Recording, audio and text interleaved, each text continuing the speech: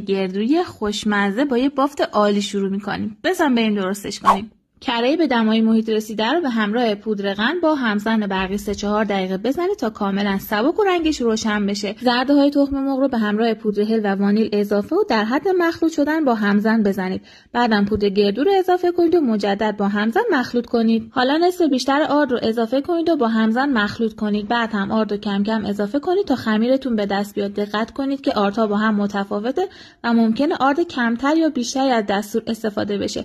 تا جایی اضافه می‌کنید که خمیر نرم و لطیفی به دست بیاد که به دست تمیز نچسبه. خمیر رو بذارید توی نایلون و 1 ساعت توی یخچال بهش استراحت بدید. بعد از استراحت بین 2 تا نایلون بازش کنید و با کاتر دلخواه خمیرتون رو برش بزنید. خمیرهای قالب خورده رو انتقال بدید به سینی فر. بعد هم نیمی از خمیرها رو وسطشون رو با یه ماسوره یا هر وسیله‌ای که دارید به این صورت خالی کنید. شیرینی‌ها میره توی فر از قبل گرم شده با دمای 170 درجه حدود 15 دقیقه طول میکشه تا پختشون کامل بشه. شیرینی‌ها رو با شیرعسلی کارامل یا شیرعسلی کاراملی شده میتونید فیلینگ کنید و وسطشون رو هم حتما گردوی خورد شده بریزید که طعمش رو عالی میکنه. تزیین نهایی رو هم با شکلات بماری شده و پودر پسته تکمیل کردم که البته به سلیقه خودتون میتونید تغییرش بدید. نوش جونتون، یادت نره این پست رو برای دوستات بفرستی.